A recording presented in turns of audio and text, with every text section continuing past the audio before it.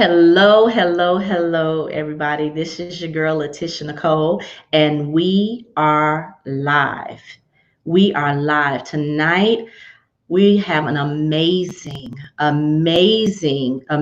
conversation that's about to come up. I see you guys coming on in. Amazing conversation. So if you know, my name is Laticia Nicole Beatty, and I am the CEO founder of Speak Life Enterprise. And tonight, we're going to speak life to our Black men. So you have time right now. Go ahead and get your sons, go get your dad, go get your uncle, get that Black man in front of this. If it's your phone, if it's your computer, put it loud in your house so your kids can hear it. If they won't come to the computer, let them hear, because tonight I have two amazing guests that is going to be speaking life to the Black man. And I know a lot of people ask me, Laticia, why did you start this? Why did you start this? We are all in this together. Well, tonight I want to tell you why. Because I didn't tell you my why.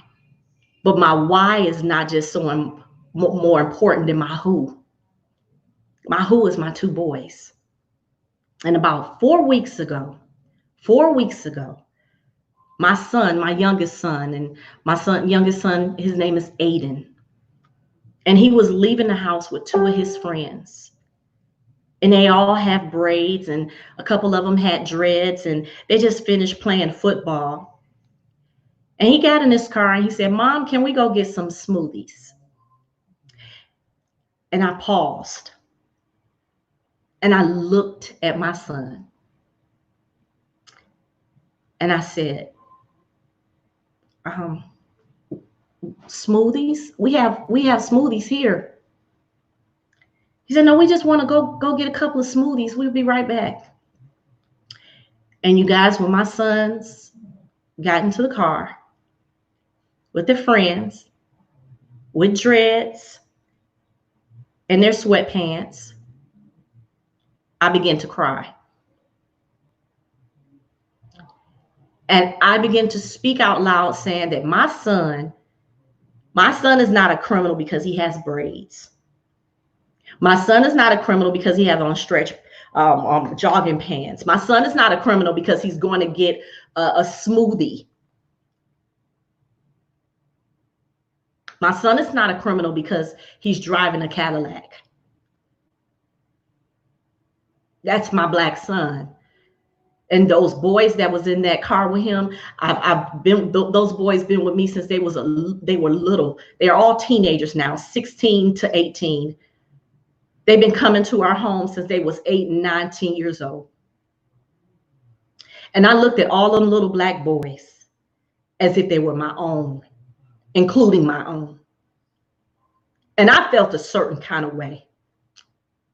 And I believe every Black mother that has a Black son just feels what I'm saying right now, that every time your child leave the house, you have to pray that your baby come back home. So tonight, I have two Black men, educated men, amazing men, that's going to be speaking life not only to the men, but to our boys. And I urge you to get your child out of their rooms, get your child somewhere where they can hear the words tonight so they can understand how to react. Because Mom, when you talk to him, guess what? He said, you're just being emotional. I know my children do. Oh, Mom, you tripping. But when they hear a Black man or Black men speaking the same language, it can save some Black lives. So without further ado, before I bring them on, I want you to watch this.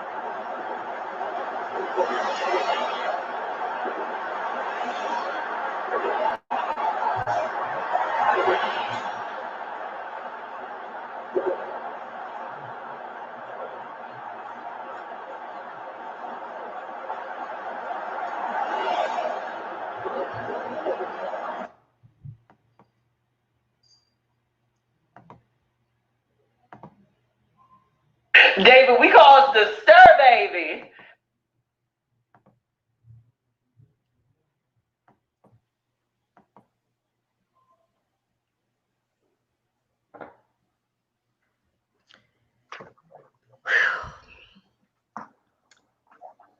Hello, Trevor. Hello, Robert. Welcome tonight. God bless you, Queen. How are you? How you doing, Laticia? Good to be here. Absolutely. Well, I know you guys, you just watch probably 1 minute and 20, I think 27 seconds, which was actually the longest 8 minutes and 46 seconds I've ever had in my life to watch. And I just want to know not only how did that make you feel, but even right now, when you saw it the first time, how did it make you feel? And I'll start with you, Trevor. Trevor Otts, you guys know him. He's the founder of Black CEO, but more importantly, he's a Black man here in America, and I am thankful for him tonight. So, Trevor, if you would, please. I'll be honest. Even now, seeing just the words on the screen without the pictures, it still brings me very much to tears. It really does. I remember when I first saw the video, and I've seen police brutality videos. Any Black person on the planet has seen a police brutality video. So police brutality is nothing new, to the point that to a certain degree, we come to expect it so much in the Black community that in some ways we're almost immune to the psychological effects of it. We start to just kind of see it as regular everyday news. So as I'm watching this video, I'm thinking to myself, another episode of police brutality against a Black man. And as I'm watching this play out, I'm thinking to myself that eventually they're going to let the guy up. Eventually, somebody is going to come to their senses. And I'm watching it minute by minute, second by second. And then it occurs to me that they're going to kill this man. And then I'm still watching it. And I'm now appalled because I'm seeing the people around him screaming and pleading with the police to basically get up. Mm-hmm. Mm-hmm. And so then I found myself being angry at the police. But then I was angry at us for not helping them, right? And it also underscored for me how afraid we were. And that not only did the police brutalizing George Floyd, but they were also brutalizing us. And I feel like, in watching the video, that it was something that they wanted us to see. So as I'm watching the video, literally, we watched the man die. We turn on television, and television is sensational. We watch people die in the movies, and we watch people kind of die on television, but we don't actually really kind of watch a person die like real time. And seeing that, for me, that's the first time that I've ever witnessed a murder. My. And it was slow, and it was torturous, and you're damn right, I wanted to throw a brick. And for me, my attitude was really, we're better, in my opinion, we're better off with the police not in our community. We're better off policing ourselves if this is the type of brutality that we have to deal with.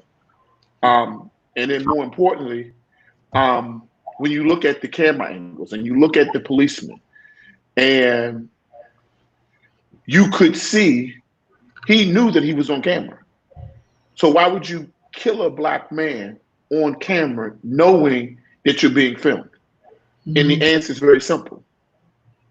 You didn't just want to kill a black man. You wanted us to see you kill a black man. And it was to send a message of fear. And obviously, anger was going to be the response, but also there was fear. And I think there's not a person who saw that video who was a black mother, a black father, a uncle, a aunt, a cousin that didn't fear for your black son. Yeah. And I think because of that, I think that was the message. That was the message. And so even now seeing that video, I don't know that I'll ever be able to see that video, see the words, hear the words. There won't ever be a time where I won't feel that impact. Right. And what we're now learning is the world is now learning a reality that has been just going on and on and on and on and on and on and on. And now you start to see all of these other cases. I've been tracking all of the other cases that have been happening around the country. Absolutely. And, they would have us to believe, the media, our politicians would have us to believe that these are really isolated incidences where this is really an epidemic. And I think when I see the George Floyd murder, it is an indication of an epidemic that America has ignored for far too long. Absolutely. Yes. Yeah. And so, and we still don't have an answer. We don't. We still don't have an answer. And we still are no closer to getting an overhaul of that type of racism and that type of systemic brutality. We're still not seeing a solution for that. So, yeah, it was hard to see. It was. Yeah, and Laticia, if I can comment and echo what Trevor said, he was spot on with everything that he explained. Just to watch a real live murder happen in a matter of 8 minutes and 46 seconds. And I remember watching the initial clips because I didn't see the entire 8 minutes and 46 seconds. What they originally showed us was the apathy of the police officers who were kneeling. And in the beginning, it looked like it was just one. Right. And then horror of finding out that there were actually 3 officers over the length of his body. So my first thought, Laticia and Trevor, is that was fear. Fear in the sense that this is another scene that is very similar to what the media has shown us for years. I can remember taking it back to cartoons with Roadrunner and Yosemite. I forget the other, Wile E. Coyote. So we've been watching murder from school age. So my fear was that this is just another black man who died on the TV screen. So what? And we've seen video images in this era of social media where it's conveniently packaged in a 1 minute or 3 minute soundbite where another one is dying at the hands of a police officer. And the interesting thing about that, to Trevor's point, is here's the shocker. Did you know that 5 other black men and women died on the same day that George Floyd died at the hands of a white police officer? Now, I'm not sure why George Floyd's story made it and those other 5 men and women didn't make it. But the point is this. My fear was watching this is that is a teenage boy, a middle-aged boy, a senior citizen watching this and thinking that, well, if they got another one, life goes on. That doesn't have anything to do with me, because the hood rules sometimes desensitize us to the horror and the atrocity that's happened.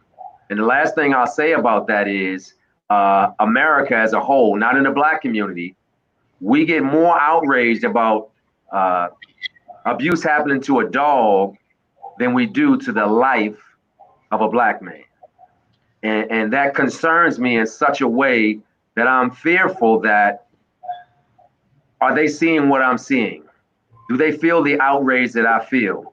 Are they willing to take that rage and more importantly, watch this, make some action steps towards, like Trevor said, to solve the atrocity that we've seen time and time again? So my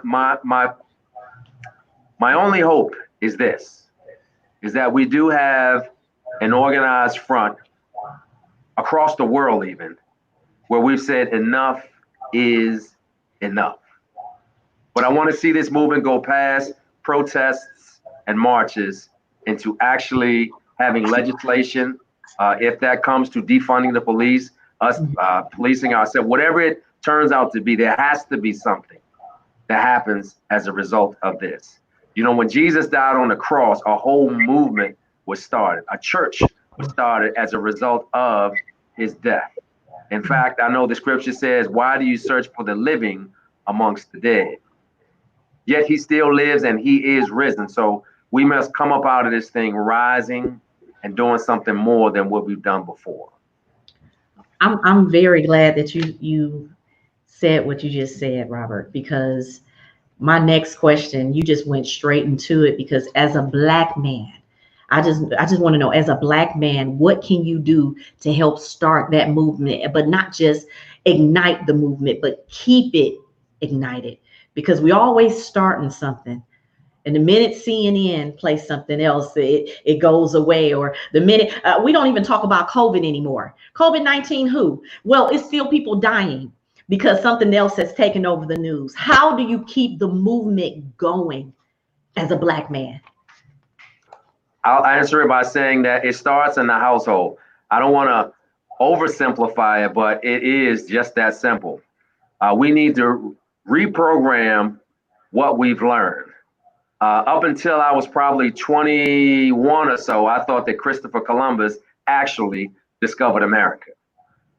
Imagine the sense of rage and anger that I found when I knew that he wasn't the first one.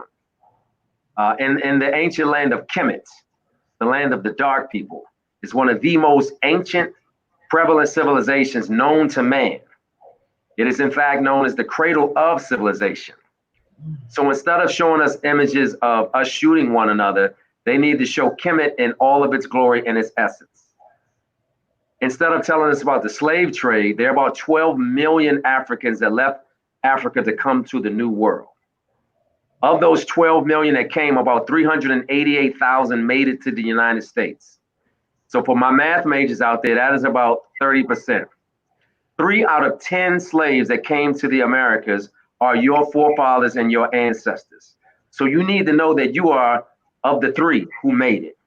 So you come from a line of resilience. You come from a line of strength. You come from a line of royalty. So how dare you accept his story instead of learning history? So it is our responsibility as Black men, uncles, fathers, cousins, friends of the family, to be able to tell the story that really exists. And I'll turn it over to Trevor by saying, imagine the first time you walked out of the movie theater, or you turned off Netflix, or you turned off HBO after you saw Hidden Figures. See, we saw the man on the moon, but we didn't see the Black women who were an intricate part of making all of that happen. So it is our responsibility to retrain and reprogram our brothers and our sisters to know that you have a responsibility. You have come from a royal lineage, a heritage, that you have greatness already in you. And all you have to do is to walk into that. Now, it sounds very simple, but we do have to change the narrative. Because if we can tell Mary Had a Little Lamb, we can certainly talk about Kemet. I would much rather hear about Kemet than I would Mary Had a Little Lamb. I would much rather watch Hidden Figures than I would watch about Henry Ford and the car that he created. You understand what I'm saying? So it's changing that narrative, starting at home with a little bit of history, you know. Even if you don't know about any of the things that I told you about, there's a thing called Google. Google that stuff. I was going to say something else, but we're on a family show. But GTS, if you got Google, you can find out the information that you need to know to be able to tell our sons and our daughters the real history, where they come from. I love that. And I am going to take it back up to Trevor, but I'm going to add something to that, Trevor. What does that conversation sound like? I know you have a black son. What does that conversation sound like that Robert is talking about to our black sons living in America now? Well, I'm gonna probably say something that's a little bit controversial, but there's a quote from James Baldwin, and it says, "To be black and conscious in America is to be in a constant state of rage." And there is no way that you are conscious about the plight of our people and it just doesn't flat out piss you off. Rage. Right. And I understand that we as Black people are deeply spiritual. We are a deeply spiritual, we are a deeply religious people.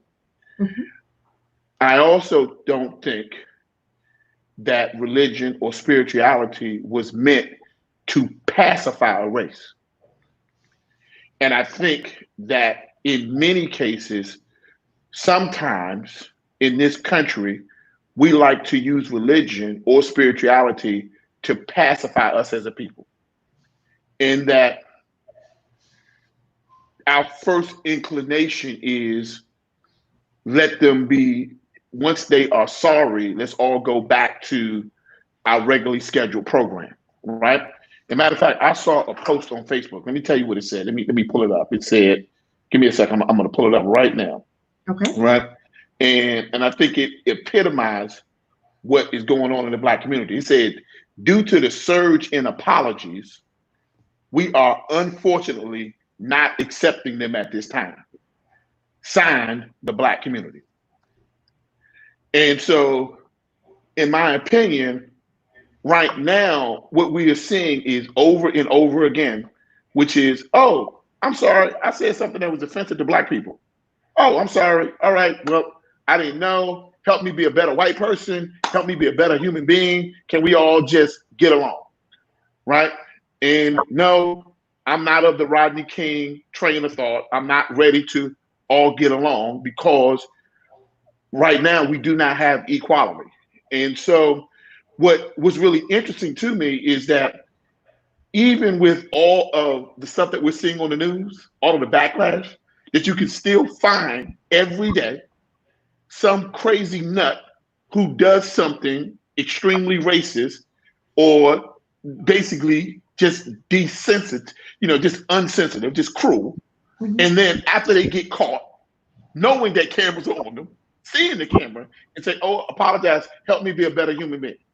I'm not of the train of thought that you need to teach humans how to be humans, right? And I am of the train of thought that you know the difference between right and wrong. Mhm. And us attempting to say, hey, maybe we can help educate you on being a better human being. If you need to be educated on being a better human being, right? You don't need to be in positions of leadership. You most certainly don't need to be somebody's congressman. You most certainly don't need to be somebody's leader. You most certainly don't need to be some business owner. You most certainly don't need to be on somebody's television screen. You most certainly don't need to have a badge. So yeah, right? We done with the apologies. I am, at the end of the day, when we see every movement in the Bible was not a peaceful movement. There were times when God had to send his people to war. Man, we can dance about it because it makes us uncomfortable. But the uncomfortable conversation is that what we have been trying ain't been working. Now, all wars are not fought with guns. So let me just say that again. Every movement in the Bible has not been a peaceful one. Every movement in the Quran has not been a peaceful one. There are times when God has sent his people to war. And every war has not been fought with a gun. Matter of fact, David won his war with a rock, right? Some people won their war by marching around the city 7 times. So we have to figure out how to fight the war, right? I'm not talking about how do we march some more. We got to figure out how to fight the war, not how to march some more, right? Now, my recommendation about how to fight the war, and this was the conversation that I had with my son, is that number one, right? We're waiting for the government to defund the police. What we have to do is start defunding companies, right? And start basically channeling our Black dollars into Black businesses, into Black communities, into Black families, right? We got to start channeling our money. And what we have to also do is we don't have to wait for them to defund the government. All we got to do is start defunding the things that fund the government. So one way to do it is I think our financial wrath should be worse than the protests. And so as it pertains to what I told my son the truth. Son, we at war. And in this war, some of us will be lost, right? It could be your father. It could be your cousins, right? But at the end of the day, whatever happens, you make sure that you end up on the side of right. That's all I ask for you. That's all I want for you, son. And it was a hard conversation to say, why did this happen? Even now thinking about it, there's not a day that doesn't go by when I'm not thinking about my 11-year-old son and what could potentially happen to him. And I've had my own experiences with the police. I remember about 2 years ago getting a white lady, and I'm not saying all white people are evil. I'm not of that belief, right? But I can tell you this, I'm an anti-racism activist. You can best believe that. And she saw me and my son across the street, and my son was crying because he couldn't have a popsicle or something. And basically she called the police, and the police said, some lady, basically, he pointed out, thinks that this might not be your son. And so do you have proof that this is your son? And, it becomes this whole big scene. They got multiple police cars. And so I asked the guy, who do you know goes out and steals Black children?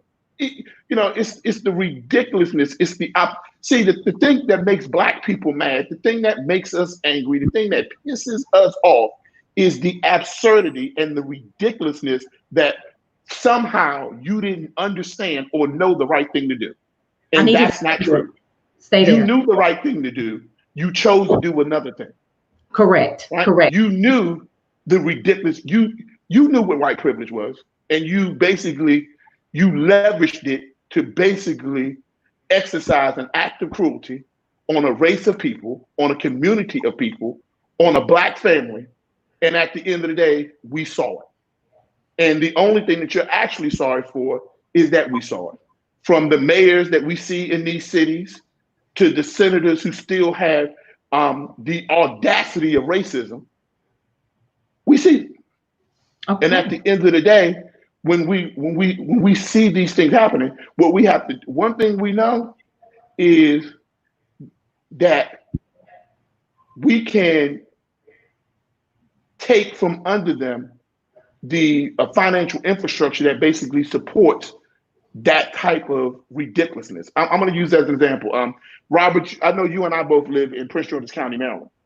Right. And there was a restaurant called the Fish Market, which is just been known for acts of racism and just saying just the most heinous type of things.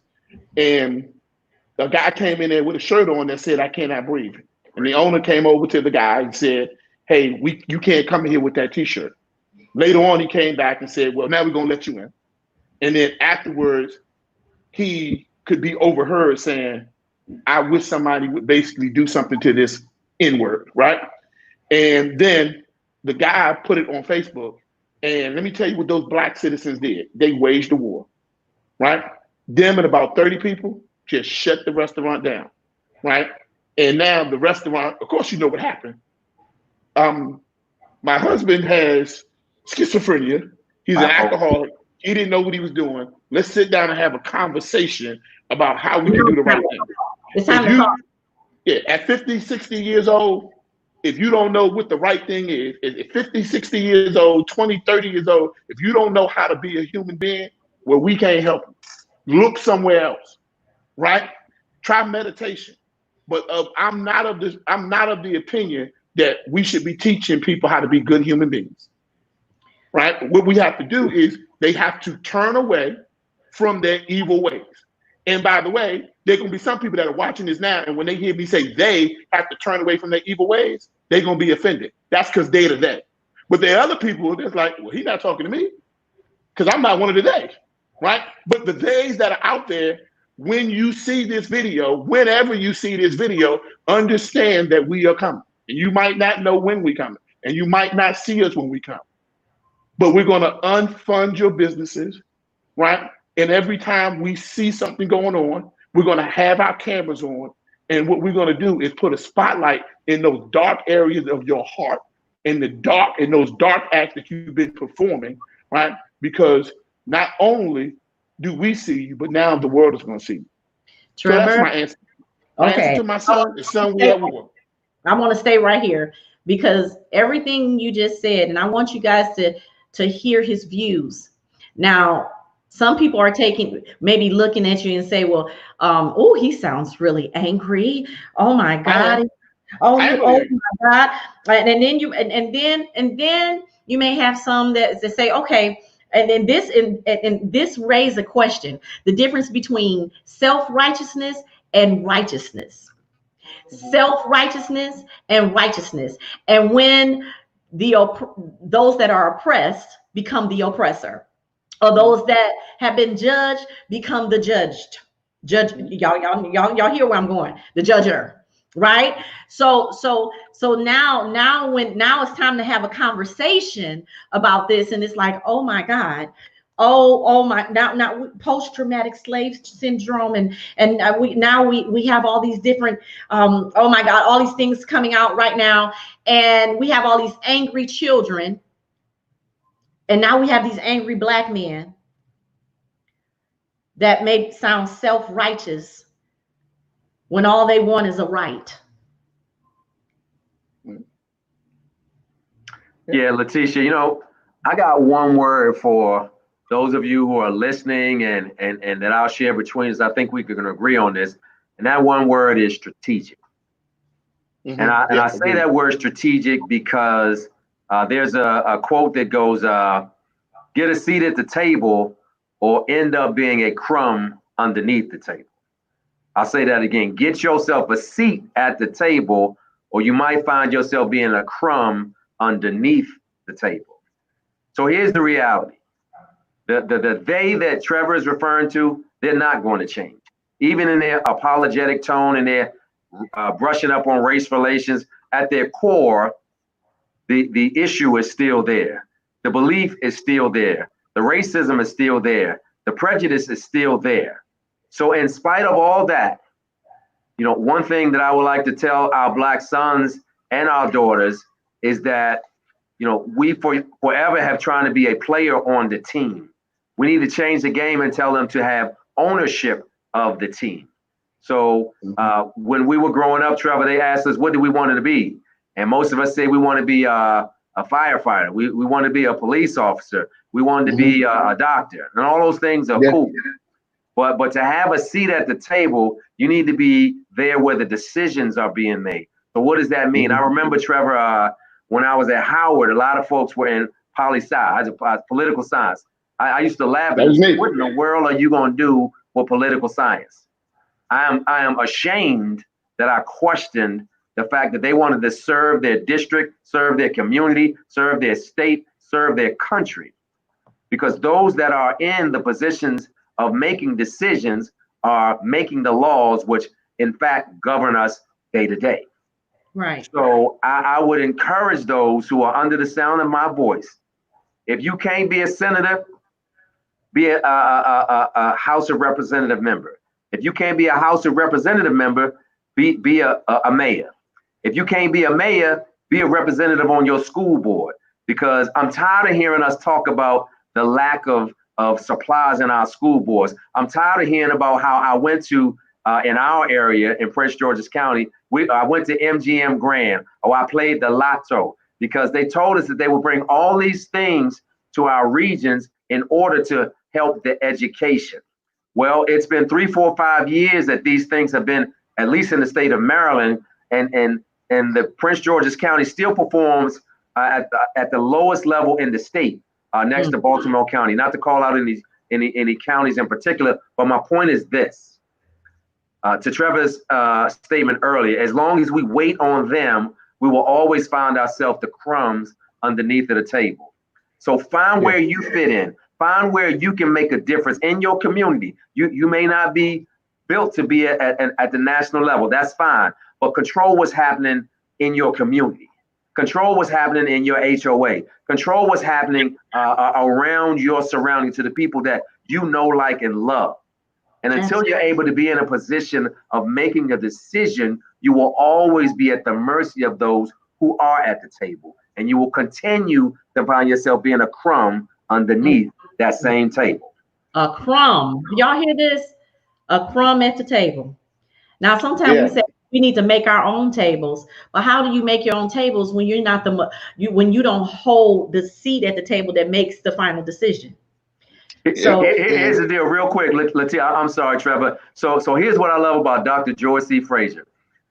He often says, for those of you who have seen him, he said, I don't care what you do. If you bake cookies, put it in the bag and put $5 on it. You know, if you shovel manure, put it inside of a bag and sell that. You know, we are proud of the largest we're a consumer class.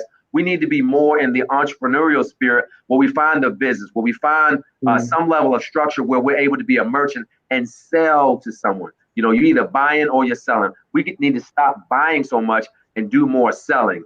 I hope you don't mind me telling this story, Trevor, but I was with him not too long ago. And by the way, $1 billion brand man, I need to hear you talk about this. He was teaching his niece, who's in college, that costs money, how to make money for herself, to be independent financially, so that you don't have to ask anyone, allow me to be at your table. To your point, with the funds that he's helping her to create, she can build her own table. Can I get a hallelujah on that? And you can. Yeah. I'm gonna go ahead. Go ahead, sip some tea. You know what? have a little sip on that. I know, because y'all can do this all night. I've seen you do it. 24 hours. Y'all can do this all night. I'm gonna say this one thing, right? It's interesting, even when I was watching the news on CNN, and Fox News, and MSNBC, and all the news and the protests, right? And it was so easy to paint us as angry Black men. Yes, talk about it. Right? And what was really interesting is anybody who went down to the protest, it was almost like being at the Million Man March. That there was so much love and outpouring, because we all grieved. George Floyd was all of our brother. He was all of our uncles. He was all of our first cousins, right? And we were all grieving, right?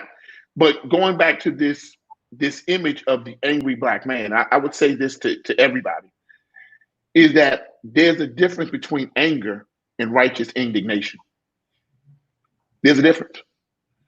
And let that righteous indignation be the thing that drives you. I know the thing is the popular thing, the thing that makes the America feel better, is to let it go.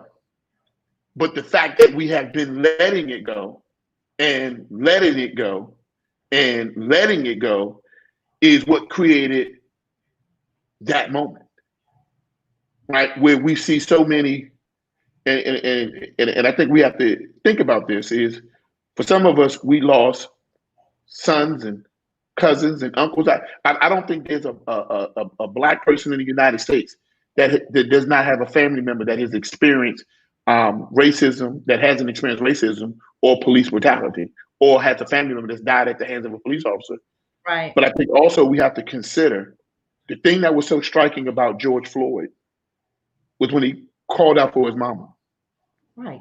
And I know that had to strike at the hearts of every Black mother in America, because they gave birth to us.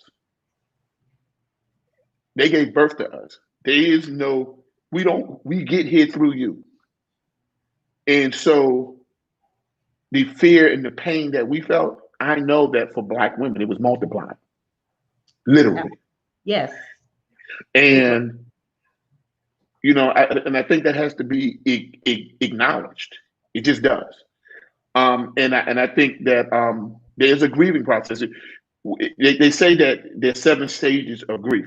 And they tell you that you got to go through all the phases. There is no rushing through the phase. So there is no, hey, by the way, maybe we watch enough Netflix shows and we won't feel hurt anymore. There is no, hey, maybe there's something else that they can put up on television that cause us to forget about this moment, this day, this moment in time. And so I do think we do have to acknowledge that we are grieving. I do think that we have to acknowledge that that there are going to be, you know, and then you couple that with the quarantine, and basically everybody is really at home doing at-home counseling, and even moments like this are opportunities for people to really share what is really going on with them. How did they feel? Right. So the thing about it is, we as a people are going to need some. We're going to need some healing. Mm-hmm. We're going to need some counseling. You know, we really are, right? And some therapy, right? Because, yeah, it was pretty traumatic. So, you know, I like the fact that you put on this conversation, because these uncomfortable conversations are really necessary to really start first acknowledging what happened, acknowledging the feelings, and then also starting to strategically, what Robert said, strategically put together a plan that really creates impact. Some of the things that we're seeing where 500 or so advertisers stop advertising on Facebook. And then Mark Zuckerberg had a meeting with them. And you know what he said? He said, well, those advertisers, even big ones like Unilever and Ford, only represent 5% of our advertising base. You know what he said? The majority of our advertising base comes from regular, everyday people. He's talking about us. Yes. Right? So he said, I know the big business is going to go away, but still regular, everyday people going to still support us. And so the thing that we have to get back to is we got to get back to the Rosa Parks way of taking down a business. And when we look at Rosa Parks, right, what do we know her for? The Montgomery bus boycotts. Right. But the Montgomery bus boycotts, something was very significant about the Montgomery bus boycotts is that they boycotted that bus and transit system, even though it was inconvenient for all the people involved. So some walked to work, some carpooled to work. So when we start getting back into until we're willing to be inconvenienced so that our children can have a better life, then we're not ready for this war. Well, Trevor, that brings up another question. How do you get Black people to unite, to even come together, to unite, to walk, to be inconvenienced, to come together and put themselves? Some people might say, no, I'm not going to do that. Those are some nice people down there that's giving me some food. I'm not going down there. I mean, how do we get the majority of our people to unite, to have these conversations? And we're not supposed to have those conversations out in the open like this. How do we come together in our communities? How do we come together with our families and unite? Really, how are we going to get our I saw when Starbucks got in trouble. What hurt my feelings, really hurt my heart when Starbucks got in trouble, is how many people of color said, well, I hope they get it together because I'm not about to stop drinking Starbucks. I mean, these were real comments, right? All over Facebook, right? And we laughed at it. But the thing is, we cannot make convenience our God. We cannot. And we're going to have to get to the point. See, there's first the uncomfortable conversation, and then there's a collective agreement where we have to be willing to be inconvenienced, right? For the purpose of making sure that they hear me. See, we all remember the Sprint commercial? Can you hear me now?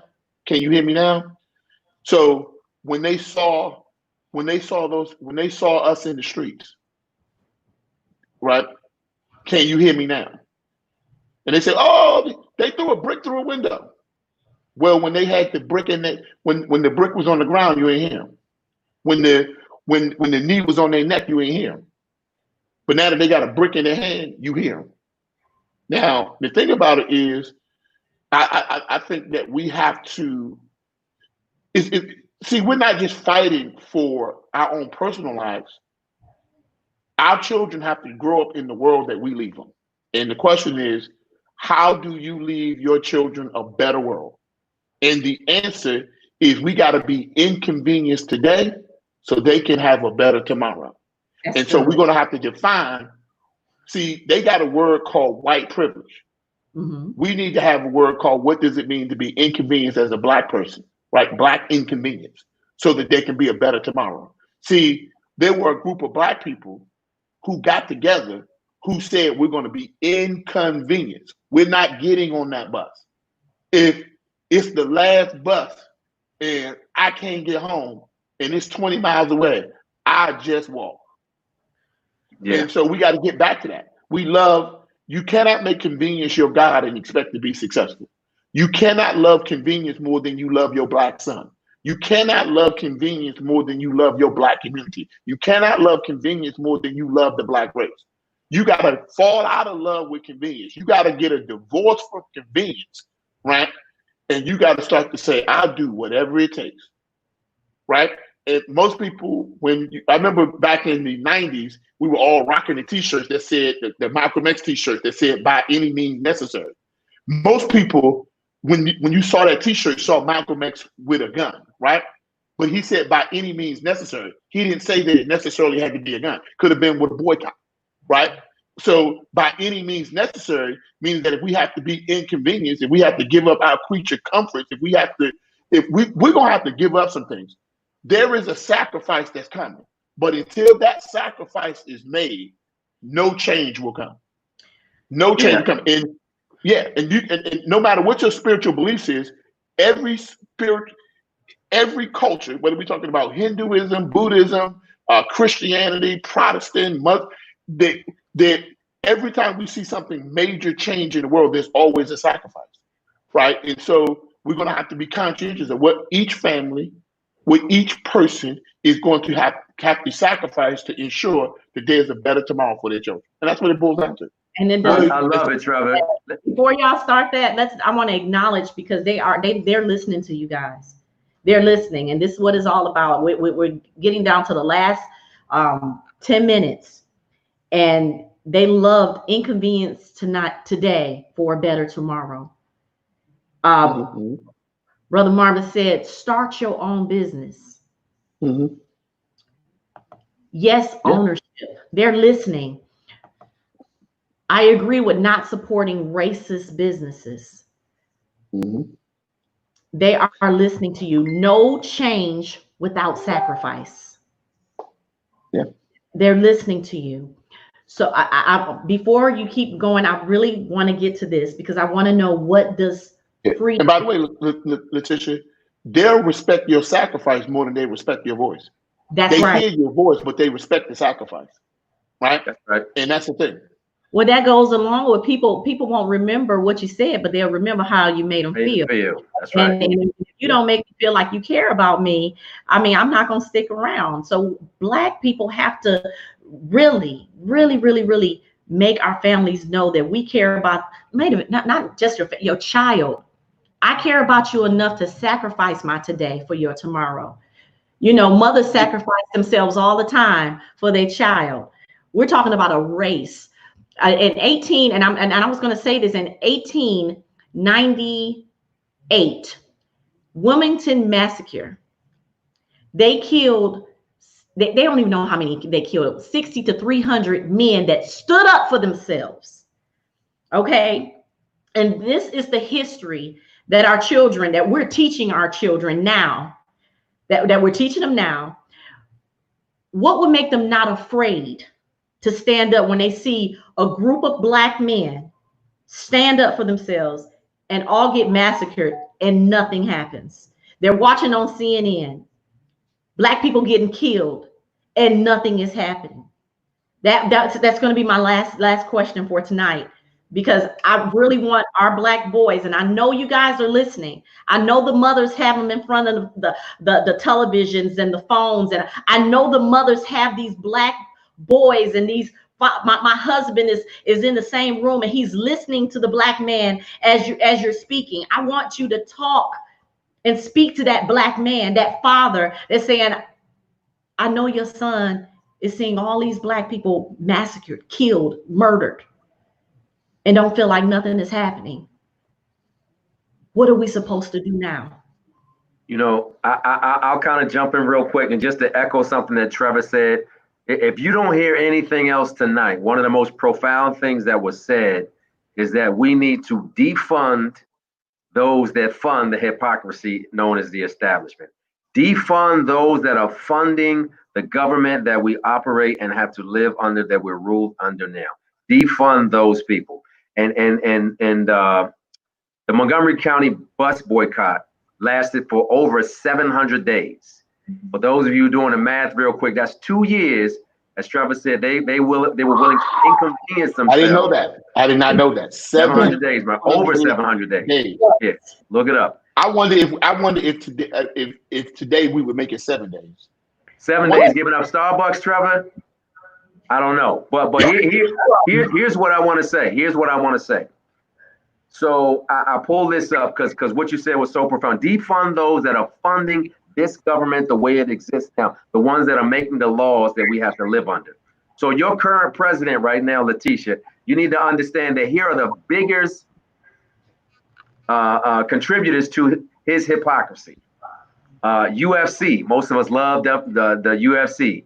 For all my brothers and sisters in Jacksonville, need to know that the Jacksonville Jaguars are one of the largest contributors to this current presidency. The New England Patriots, shocker. Oh, by the way, can I stop you right there? Sure. First things first, that we need, when we talk about being inconvenienced, right? And this ain't even a big inconvenience. Turn your daggone TV off and stop watching the NFL. Just stop. Oh, they still ain't apologized to that man. They still ain't apologized to Colin Kaepernick. That's right? T. That's T. We don't want to be inconvenienced. They be like, what's your favorite team? The first one that's going to apologize to Colin Kaepernick's face. Hello. Right? But back to you, my brother. Sorry to interrupt you. And I love it. So here's some businesses that we all use. For those of you who are looking for a uniform company, Uline is not the one, because they give millions to this current administration. PayPal, hello. They're one of the largest contributors to this administration. Now, I know that's going to hurt, because that's a big part of our business model in the entrepreneurial world. But y'all need to know that as long as you use PayPal, you are continuing to fund those who fund the ignorance that happens at 1600 16th Street. 1600 Pennsylvania Avenue, now known as Black Lives Matter Way. and the last one, Stephen Ross and Vayner Media. For those of you who are in that vein, you need to know that he is one of the biggest investors, and this gonna hurt a bunch of us, Formula One Racing and Marvel Entertainment. I'm a comics kind of guy, but Marvel Entertainment gives millions to this current administration. So Trevor, you might make me go out and get a T-shirt. Somebody needs to put that in the feed right now. Well, and I'll let you say it better. Defund those that are funding the ignorance that is happening right now in our government. Trevor, you just had a whole post about this, and I saw it. This is one reason I wanted you on this show tonight, because of what you put out. It was about a week ago. Yeah. You have a whole list of them. This is organizations, organizations, and it's about education. Tonight, I know it's about educating our people, because we won't read for some reason. If leaders are readers, it's a whole bunch of us leaders that's not reading. Yeah. Now, something I saw that I thought was very interesting, right? With Netflix, you have all of these organizations running to give money because they're just scared now, right? But I thought that what Netflix did was very significant. They gave money to Black banks. Yeah. I thought that was a real move. I thought that was a power move, right? And I think that what we need to start doing is forget all of these companies giving money to organizations to kind of come out and say, see, we did the right Black thing. We need to be telling these organizations, hey, if you believe in our Black causes and our Black business, what we'd like you to do is direct funds to our Black banks, which become an infrastructure that we can support and we can utilize to better defund some of these other operations. Let me just say this in closing, because I know we only got a few minutes. Mm-hmm. I'm the founder of Black CEO, and I'm as pro-Black business as you get, right? But there is a time to do business, and there is a time to take care of business. Okay? There's a time to do business, and there's a time to take care of business.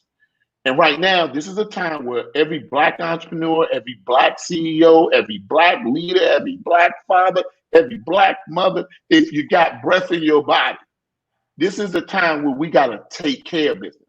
And what does take care of business mean? It's time to look at our individual accountability. I don't need you to do 10 things. I don't need you to do 20 things. I need you to do one thing. If powerful people ask powerful questions, because questions steer focus, and in your life you only get what you focus on. Well, here's my powerful question to you.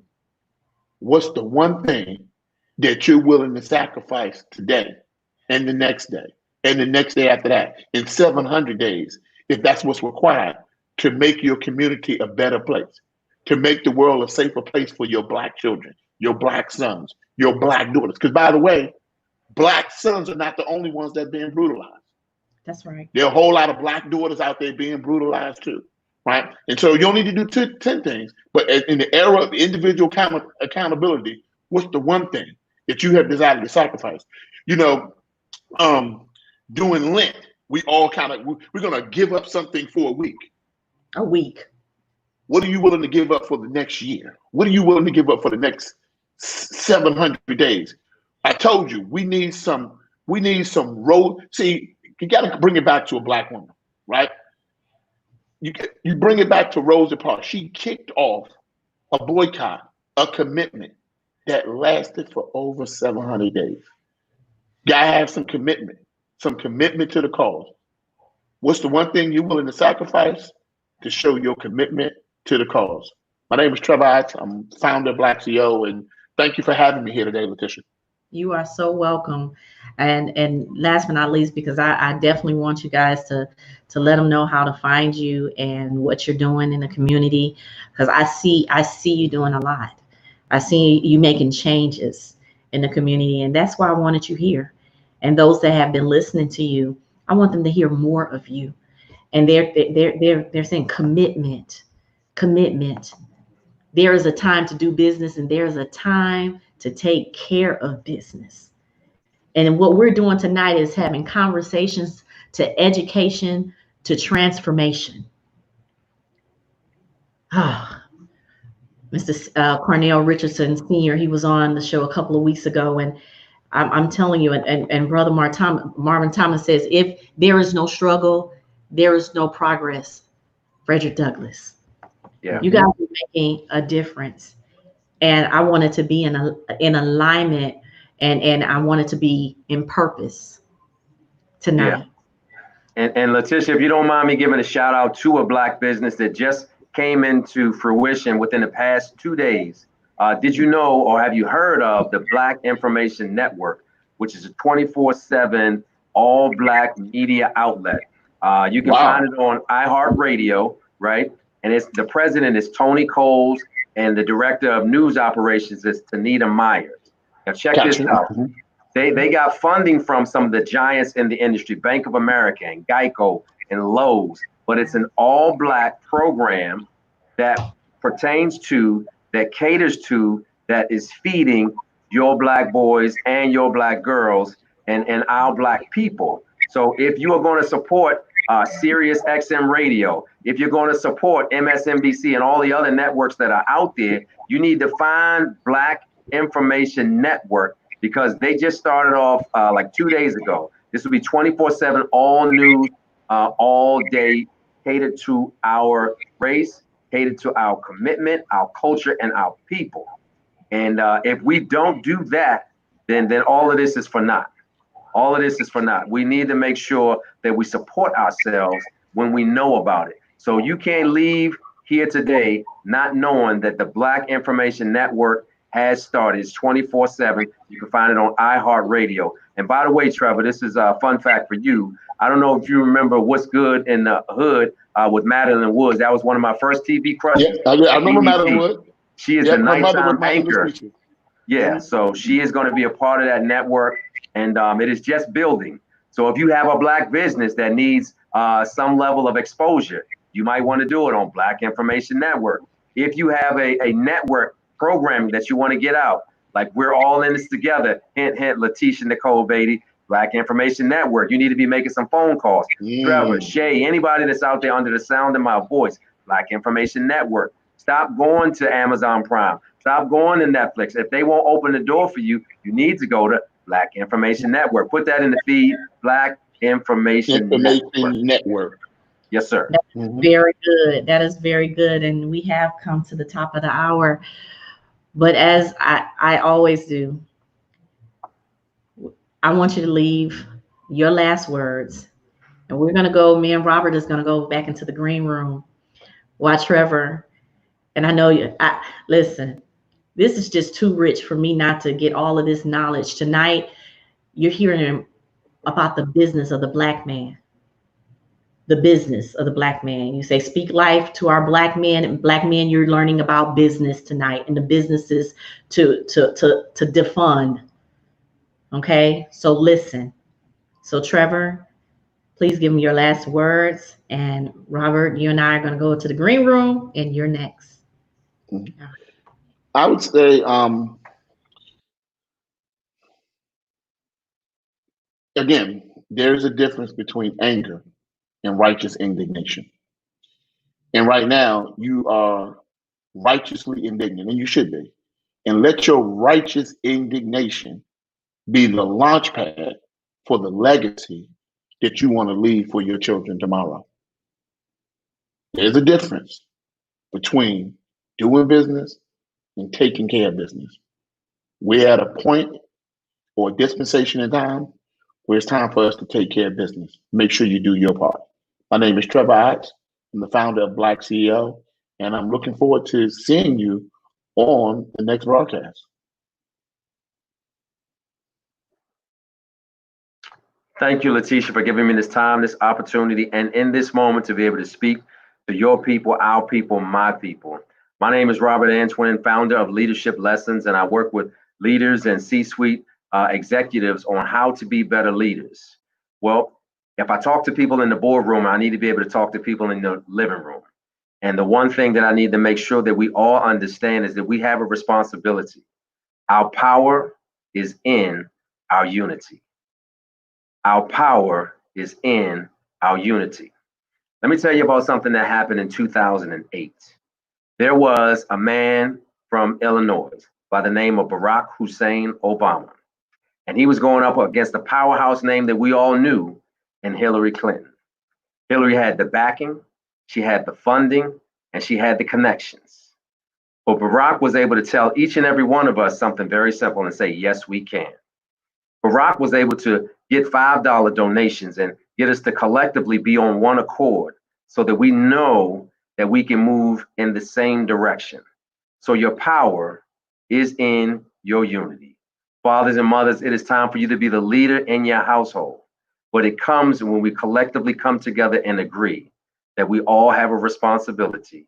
We all have to be accountable for what we do today. You know, you don't have to be great to get started, but you got to get started in order to make sure that your sons and your daughters are great. My name is Robert Antoinin, and I thank you for this time, this moment, and this opportunity to connect with you. And I look forward to building with you, not only after tonight, but into the future. Thank you. You are so welcome. You guys, this has been an amazing show, and I'm over here just soaked with knowledge from our Black men. One thing I want you to remember tonight, if you didn't get anything else, this is what I heard. Whatever you don't own will own you. If you didn't get anything tonight, I want you to understand we have to own who we are as a culture. And we have to teach our children how to do the same. I see where Carnell Richard Sr. told me, he said, tell the world who you are, Laticia, and what it stands for. Not until I understood what my name meant and who and whose I am did I gain confidence to tell people my name is Laticia, Laticia. I'm a leader, always teaching, individual Christ, issuing answers. Well, I'm going to ask you today, who are you? And what are you teaching our people? What answers are you giving them? Are you leading them out in anger? Are you leading them in peace? Are you educating our people? Or are you pretty much just sitting back and watching and saying, like Trevor said, sucks for them pretty much? Those are all the questions that I heard tonight. And I want to thank Trevor and Robert tonight for bringing so much knowledge to each of you. You guys, my name is Laticia Nicole, and I speak life so that we all may have life more abundantly. We'll be back next Thursday with 2 dynamic speakers, and I cannot wait for you guys to meet them. And they're from the community of Durham, North Carolina, 2 amazing leaders. And I'm going to keep that to myself because I want to keep you wondering. But they are leaders. And you see them every Saturday, along with the mayor. You see them every Saturday with the chief of police, standing along the side, the people. Just wait. They're going to be speaking life to the Black man because we're all in this together. Have a good night.